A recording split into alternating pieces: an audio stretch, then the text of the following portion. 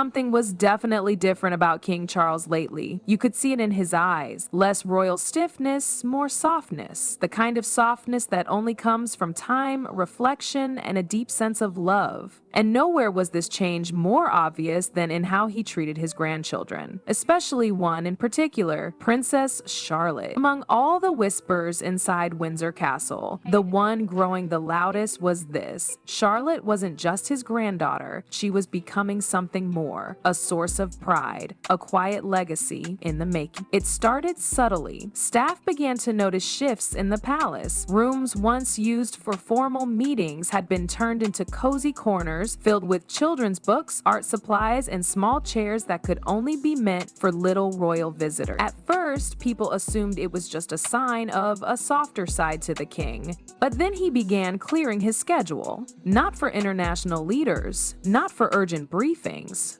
for Charlotte. That's when the curiosity started turning into real questions. See, Charlotte wasn't like most royal kids. From a young age, she had this poise, the kind of presence that made foreign diplomats do double takes and palace insiders raise eyebrows. She wasn't loud, but she didn't have to be. There was something powerful about how she carried herself, even during short public appearances.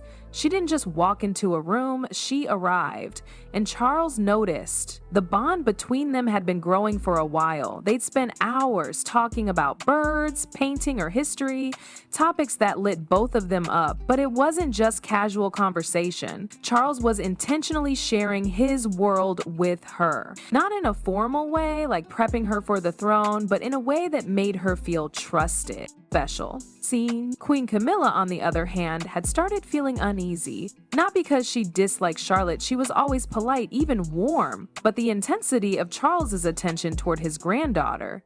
It felt like something was changing, something Camilla wasn't entirely part of. And when she accidentally saw a document left out in Charles's study, marked simply, "For Charlotte, my wishes and hopes," her heart sank. She didn't read it. She didn't need to. The title said enough. Camilla had been through enough with this family to recognize what was happening. Charles was making plans, big ones, and he wasn't exactly running them by her. That kind of secrecy wasn't normal for him. They'd always talked about everything. But lately, he'd been shutting her out, smiling just a little too quickly, changing the subject a little too often. She wasn't angry yet, but she was rattled. As Charlotte's birthday got closer, the energy in the palace shifted. People spoke in hushed tones, schedules changed without explanation, even longtime aides didn't know what was going on, and then came the moment that nobody expected. King Charles requested a private moment with Charlotte during a small family gathering. He knelt, yes, knelt down to her level and spoke from the heart. It wasn't a scripted speech or royal tradition. It was just a grandfather telling his granddaughter how proud he was. And then he gave her a pendant, delicate, beautiful, etched with initials from both past and present family members, a symbol of connection. But what truly shook the room came next. Charles stood, opened a red leather box, and read out loud the creation of a brand new foundation, the Princess Charlotte Foundation,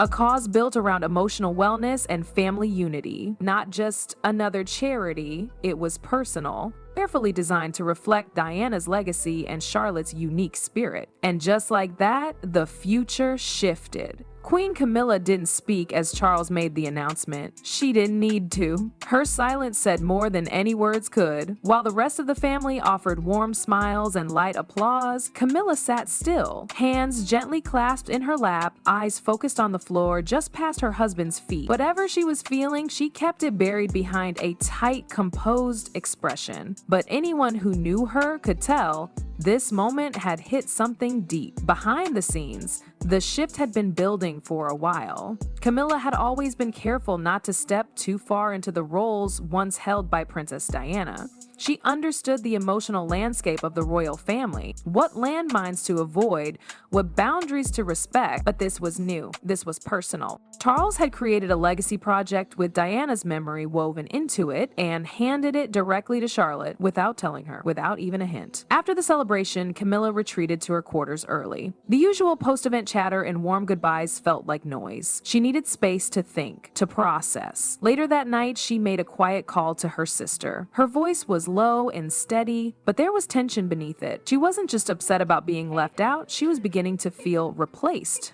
Replaced in a space she had spent years carefully carving for herself inside the royal family.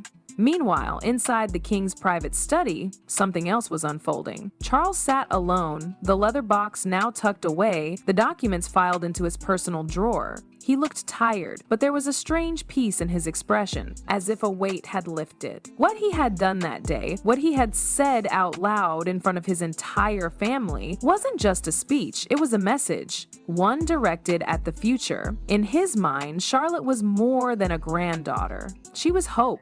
She was the link between what was and what could be, a child who carried the elegance of her mother, the duty of her father, and a spark that reminded him so much of Diana it sometimes caught him off guard. Tortured Charles knew that he wouldn't be around forever, and lately, more than ever, he felt the urgency to leave something behind that mattered. Not just policies or public duties, but something human. The foundation wasn't just for Charlotte, it was for all the children of the family. A reminder that emotional strength mattered just as much as tradition. A gentle shift in values, planted now so it could grow later. He knew there would be resistance, maybe even conflict, but the look in Charlotte's eyes when he handed her the pendant, that quiet, focused gaze, told him he was doing the right thing. Prince William understood the message. He had been watching his father all evening, reading between the lines. William wasn't surprised. If anything, he had expected something like this. While he didn't always agree with his father's intensity, he respected the intention, and in truth, he believed Charlotte could handle it. Kate, ever composed, had said little during the event, but her hand resting gently on Charlotte's shoulder spoke volumes. Outside the room, aides buzzed with speculation. What was the real meaning behind the foundation? Was this a sign that Charles was preparing for something more final? Would this change the balance inside the palace? But inside that private bubble of family, it was already clear. Lines had been drawn, roles had been quietly redefined, and though no one said it out loud, one truth lingered in the air like perfume. Camilla had been left out of something sacred. Camilla's days began to feel unfamiliar. Subtle shifts that once felt like harmless changes now seemed to carry deeper meaning. Aides who had always briefed her about royal children's schedules were now bypassing her entirely. Events that used to include her as a given suddenly had her name absent from the planning notes. The palace, without saying a word, was starting to treat her differently. She tried not to show that it bothered her. Camilla had spent years building her place in this world. Measured, supportive, respectful. She never aimed to outshine anyone. But lately, it felt like her presence was no longer central.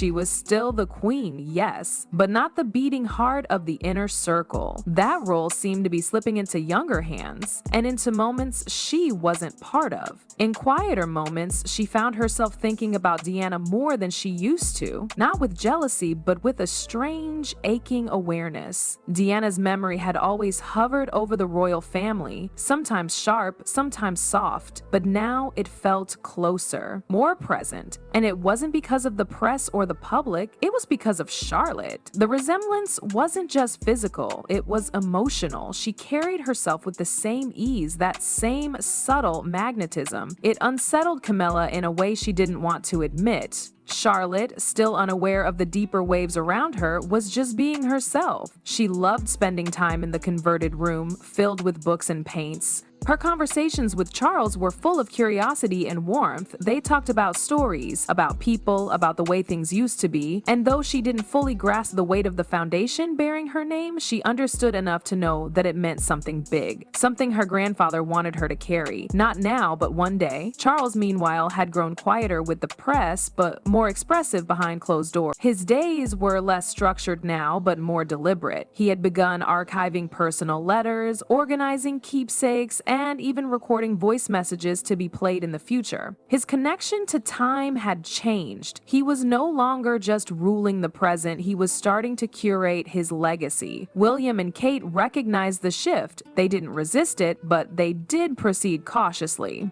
While they appreciated Charlotte's vision for Charlotte, they wanted to be sure she wasn't pulled into too much too soon. They had built a life around balance. Exposure, yes, but also boundaries. Public duty, yes, but also freedom. Charlotte's world, unlike her grandfather's or great-grandmother's, would need space for both. As the weeks passed, the foundation quietly began taking shape. Trusted staff were assigned, advisors were vetted, and William, stepping into a guiding role, laid out a plan that respected both his daughter's age and her potential.